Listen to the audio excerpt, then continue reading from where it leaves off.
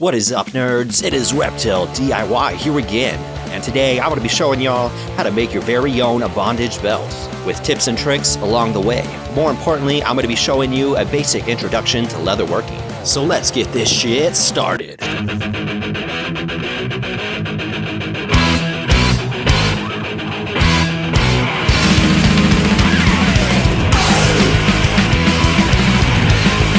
Alright guys, we've all seen bondage belts on punks, on goths, on vaguely alternative people. Weirdos have been wearing them for the past 50 years or so, and they actually originated in the BDSM scene. Oh yeah, choke me daddy! Before our poser asses made them a fashion accessory. These belts can run a bit of money, so today I'm going to show you all how to make your very own from upcycled materials for relatively cheap. So let's talk about supplies. Supplies are pretty straightforward with these things. First and foremost, you are going to need some leather belts. I like to go to thrift stores and get some used full-grain leather belts. If you're vegan, you can get some secondhand vegan leather belts. You are going to need a regular width leather belt and a leather belt that is thinner in width. You don't necessarily need to get leather belts, but it's an easy way to make these belts. If you want to go to a leather store and get actual leather strips or a whole ass hide and cut it into strips, you can do that. You are also going to need a leather punch, some leather rivets, a way to set your leather rivets, which I will talk about later, a pair of pliers, a pair of leather cutting scissors, and some O-rings and D-rings. The O-rings come in different sizes and colors depending on what you want. Now guys, you can get your O-rings and D-rings separately, but if you get them separately, you are going to have to attach them, which I will show you how to do. But honestly, if you have no way to attach these things, I would recommend you buying your O-rings and D-rings pre-attached, and they are going to be called halter rings. Handy Leather sells halter rings, and studsandspikes.com sells halter rings. Now some optional supplies you might need is a hacksaw, a vice anvil, and some black leather dye, or a black paint pen. And also guys, you can add chains, you can add D-clips, you can add whatever you want to these bondage belts to make them as personal as you want. So let's get into making this thing. So we have my thick leather belt and my thin leather belt. Like I said, I'm using full grain leather from a thrift store. It makes it a lot easier if you just upcycle from a thrift store.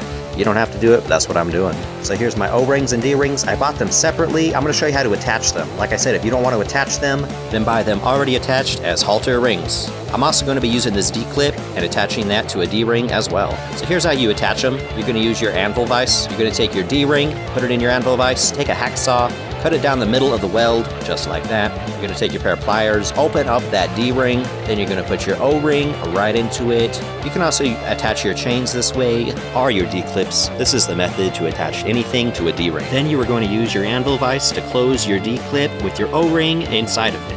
It's a slow process, but it's pretty easy.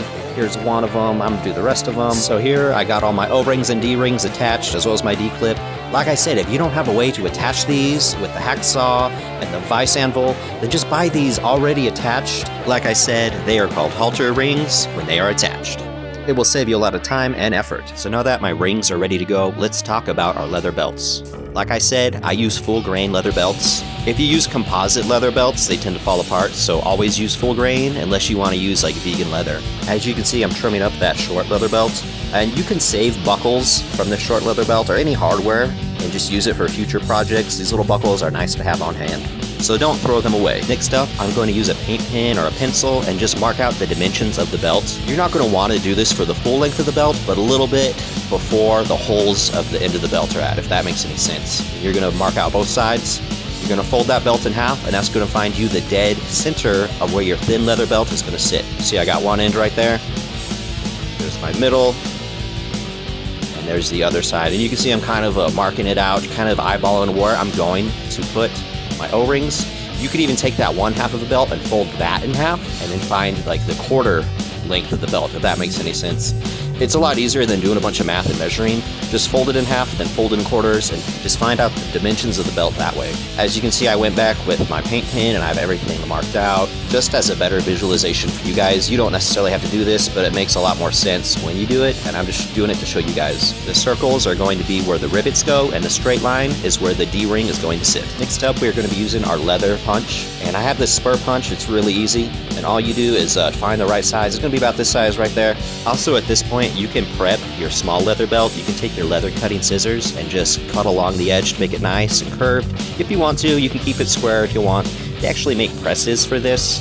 I would recommend getting a press if you're getting into legit leatherworking, but if this is just 1 or 2 belts you're making, just use your leather cutting scissors. Another thing that I'm going to mention, I forgot to record this, so I'm showing you at the end of the video right here, but you can get some leather dye or a black paint pen, and you can clean up the edges of any cut leather pieces, so your buckskin colors will be black. You don't have to, but it'll make for a cleaner looking belt in the end. Now we're going to get into the process of riveting. You're going to choose a side, and you're going to use your leather punch and punch through both pieces of leather.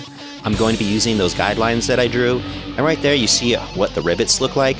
It goes through the bottom, you're going to put your other piece of leather on top, your rivets going through both pieces of leather, and the top of the rivet's actually going to snap on. Now guys, this is where we actually attach our rivet.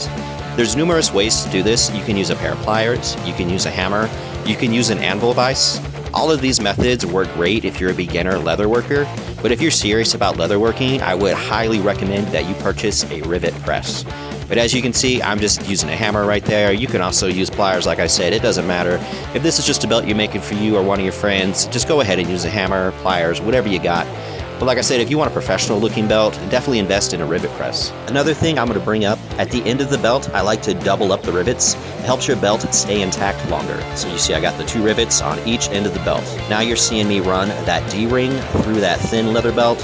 And it might be a pain in the ass at first, but you just have to run it all the way through to the other side. One thing to keep in mind when buying this thin leather belt is to make sure that it is thin enough that your D-rings can easily pass through it. Now that we got our D-ring and O-ring ran all the way through to the end of the belt, we're gonna punch another hole with our leather punch, and we're gonna set another rivet just like the way I showed you. Essentially, you were just riveting the small leather belt onto the big leather belt, and wherever you marked out where you're going to put your D-rings, that's where you put them. Just same method, same steps. Just rinse and repeat. Now guys, halfway through making this belt, I decided I wanted to add some chains to the belt. And I just used that same method of opening up the D-rings, attaching the chains to them.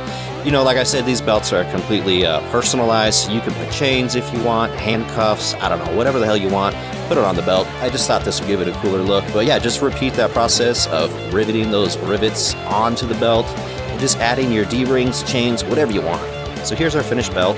Like I said, at the end of the belt, I used 2 rivets just to have some extra security. And as you can see, I put the D-clip on one end. The D-clip is nice to have if you want to attach your keys to your bondage belt or whatever you want to attach to it. But yeah, these bondage belts are insanely easy to make. It's pretty much just one step and you just repeat it. And this is like the perfect project if you're like a punk or a goth and you want to get your foot in the door of beginner leatherworking. It is relatively cheap. Like I said, these belts were secondhand, upcycled, and it will just give you the feel if leatherworking is something that you want to pursue. But like I said, this is just a basic beginner level leatherworking project that literally anybody can do. So hopefully you guys learned something new today. I've been doing this DIY shit since around 2005, 2006. And while you're at it, check out my other DIY tutorials and hit that button down below. Until next time, see you later, nerds.